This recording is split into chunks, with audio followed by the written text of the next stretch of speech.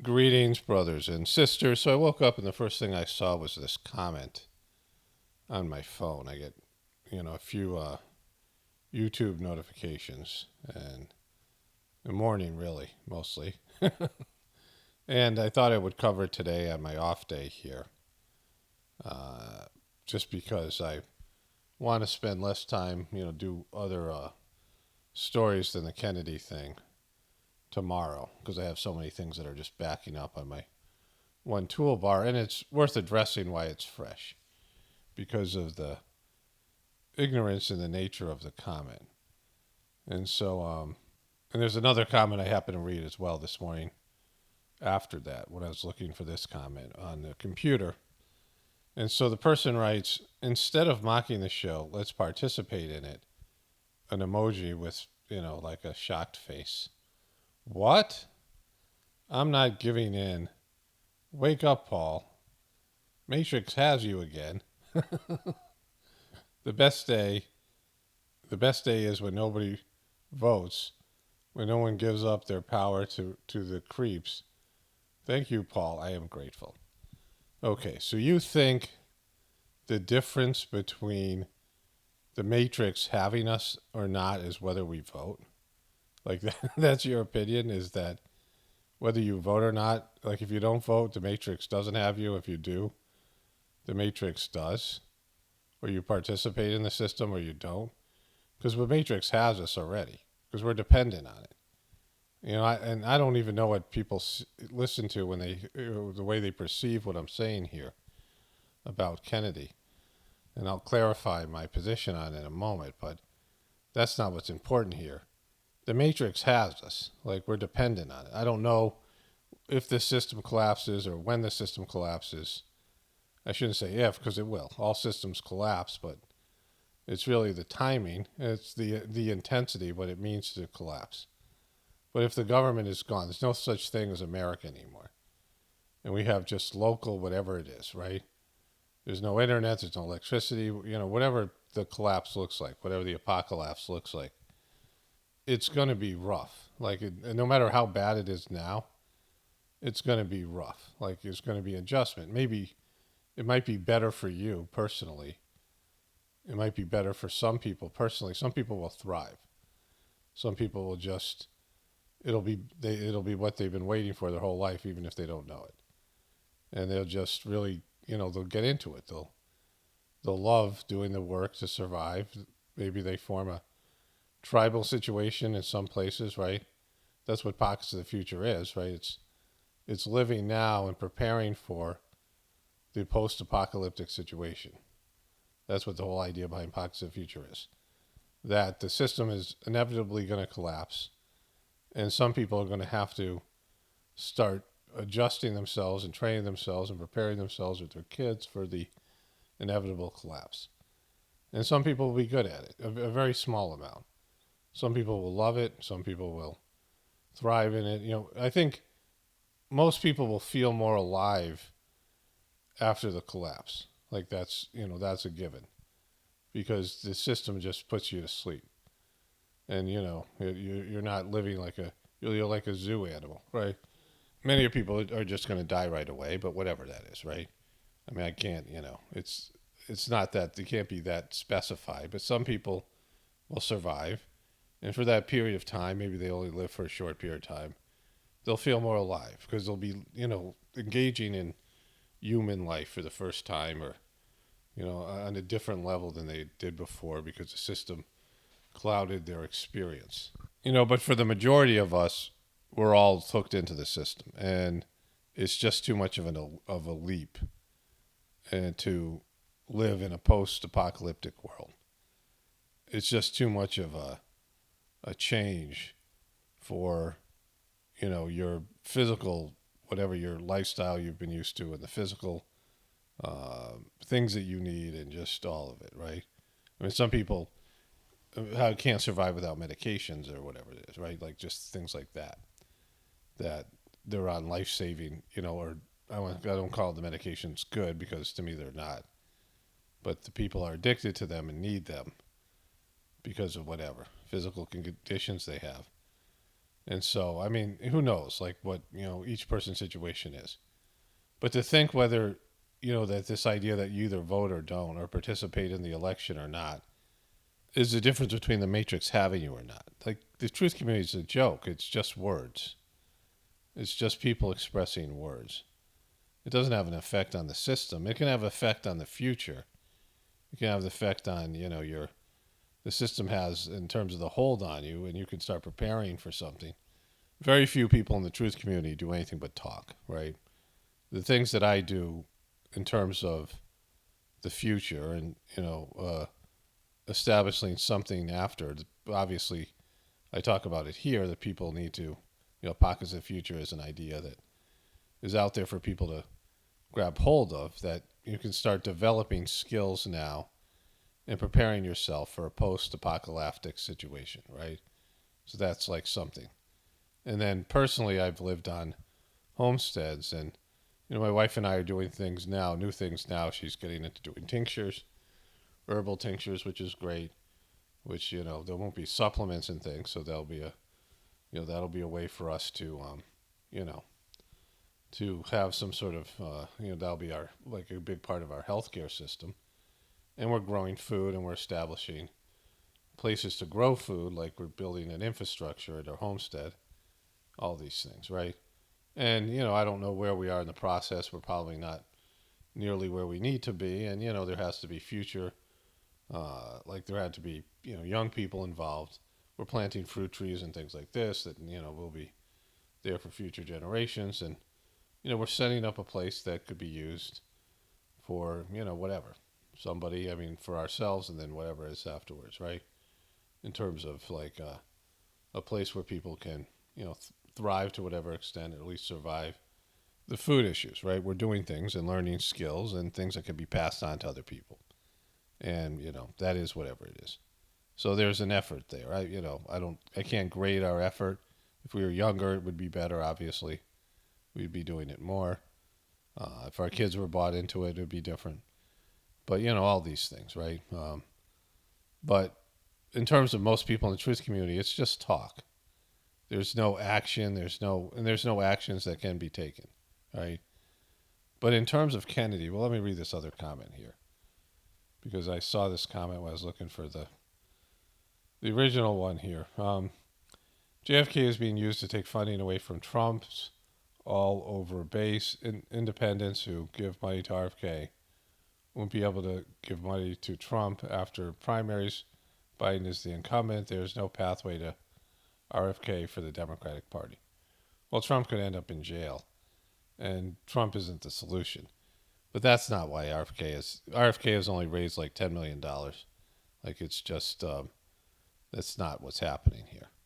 There's a total pathway to victory for RFK. I don't think they would let him have it.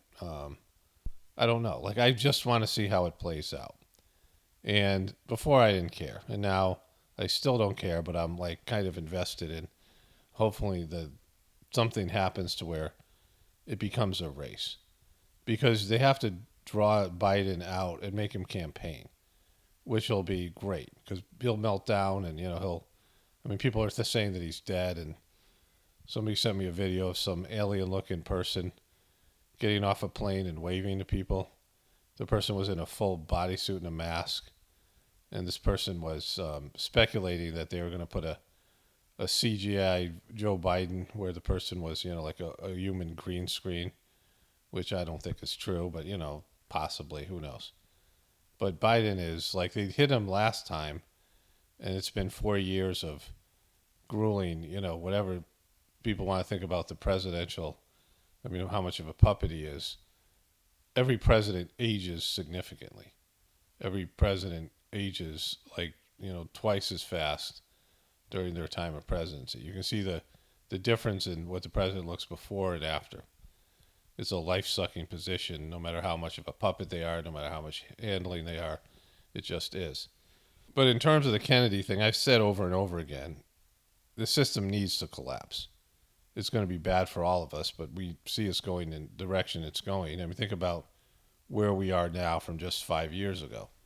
Think about all the changes and the idea of, or 6 years, since 2015, where they introduced that there was, a whole new way of looking at gender.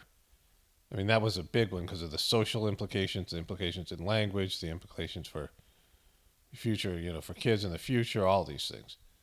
And the agenda they're pushing out, along with that, the Hollywood morality agenda, how much we've fallen in just a short time. And it was always getting worse. The morality, everything was getting bad. And you can't stop it because they got the kids. Like kids are, the kids are going to make up their own decisions. And, there's always been this idea of indigo children or crystal children or these, special, souls that are higher developed. They're coming down here with a purpose. And maybe that purpose will be triggered by a apocalyptic situation. I don't know. But it's also the dumbing down. Like generation after generation, there's an idiocracy thing happening. And there's all that, right? And so all that's lost. Like, whatever America was before.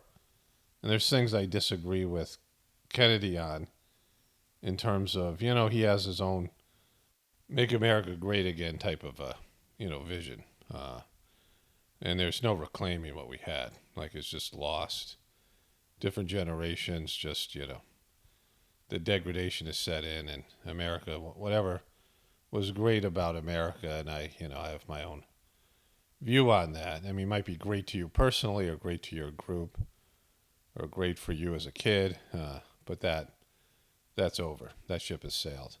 But the reason to vote for Kennedy is he's a legitimate truther candidate because truther, whatever it means, like Trump wasn't a truther. Trump courted the truth community because Trump is so self-centered and he isn't passionate about anything, like in terms of these issues. Trump's passionate about Trump. Trump's great at promoting Trump. And so he's not a real truther candidate. You could say maybe Tulsi Gabbard was like a little bit of something. But, her positions were just, not really a truther candidate in the way that Kennedy is. Kennedy fought things. He litigated truther issues. And again, the system, the beast, is a juggernaut.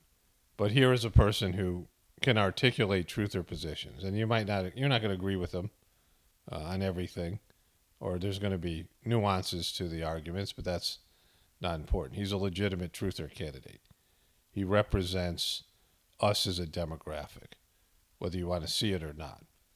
And that's the reason to vote for him. I mean, you don't have to, but that would be the reason, is because he's an actual truther candidate, and you can see it. If you can't see it, you can't see it. Like if you're locked into something else, if you're a Trumper. What the first person was saying is they don't want to, give their heart to something or endorse something because they'll get hurt. And, they don't want to trust something again. And, you don't have to trust anything. I doubt that they would let Kennedy win, and if they did, they're not going to let him change anything. I mean, I don't know what's going to happen. But the system can't be saved, I know that.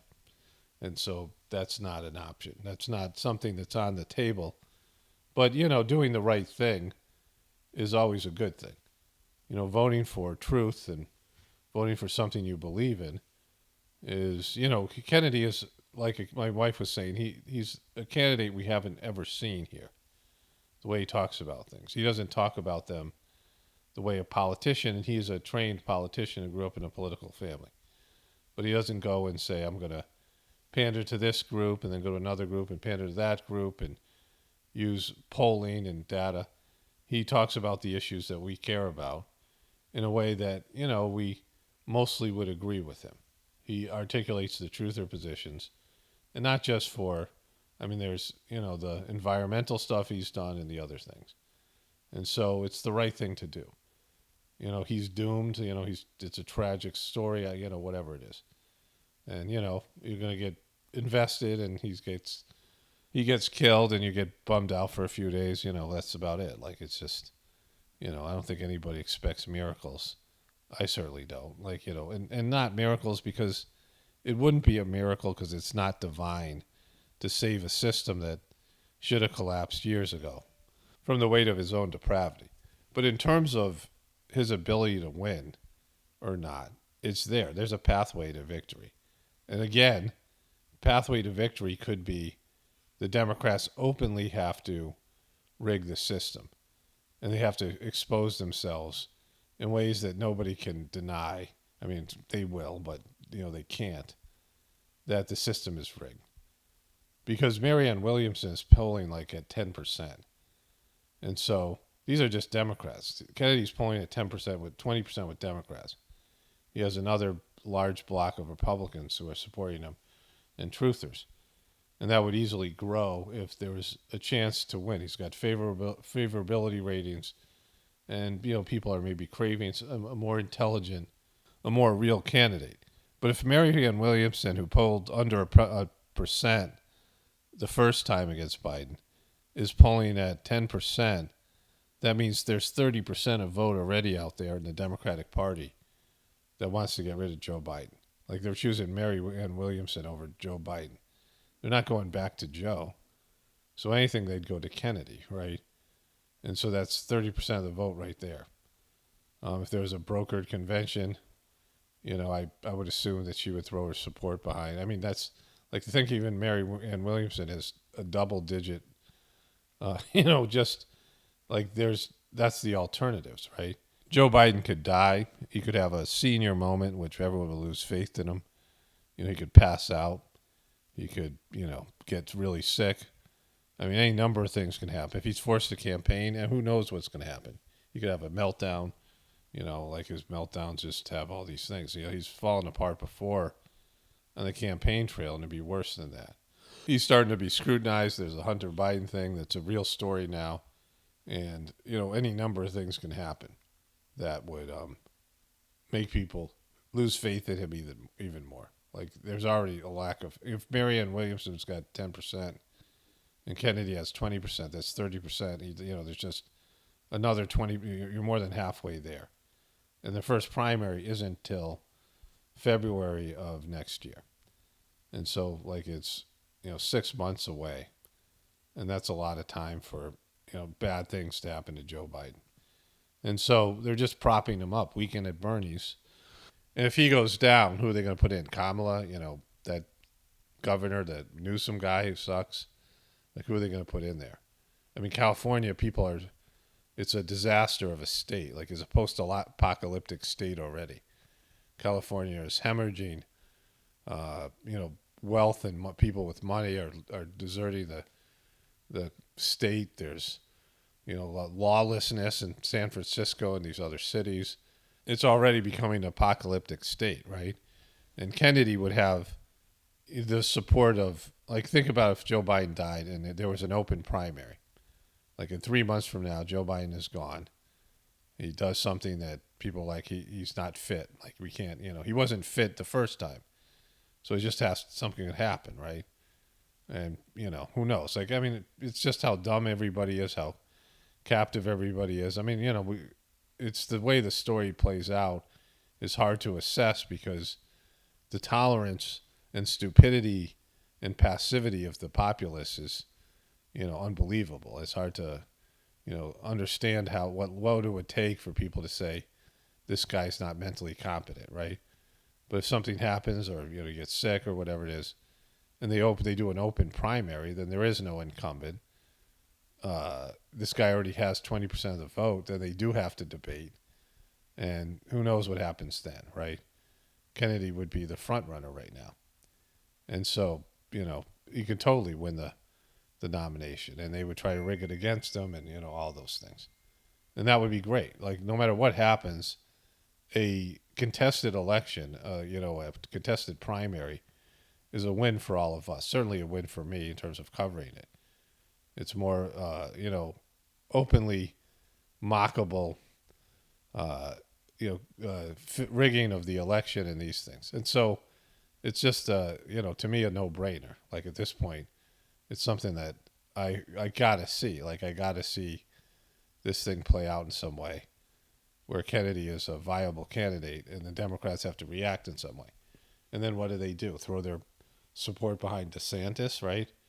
I mean, what are they going to do with Trump and, all that? Like, are they going to throw Trump in jail? At this point, they almost have to throw Trump in jail because of his confession, those audio tapes.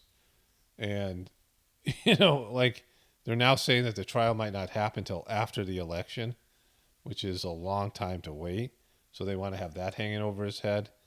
Like he would get elected, then they throw him in jail. I mean, there's all these things that are there. But his confession, the evidence that they've presented, it's a slam dunk at this point. And so I've always said I never thought I'd see Trump in jail. But, that might happen. And then what do they do then, right? So, their narrative is falling apart, like no matter what you want to say or not say about it. And then there's events that are going to unfold. I mean, you're already in World War III, and then there are other things that are going to happen. But our participation or not, like for me to vote or not vote, it's almost nothing. Like just the effort to register, and I would only do that if there was some reason my vote would matter. But I mean, I could talk about it here and say, this is what I'd like to see. And people can do what they're going to do, right? I'm not, whatever. I don't care if you vote or not vote, but that doesn't mean you're invested in the matrix or not, right? Like it's just, I mean, it almost is nothing. It's like voting for American Idol contestant or something. Like it's, it's not a commitment or anything like that, right? Like we're still slaves to the beast, because unless you're independent, can live off the grid, and even then you're living on American land. You're living on land owned by the American government.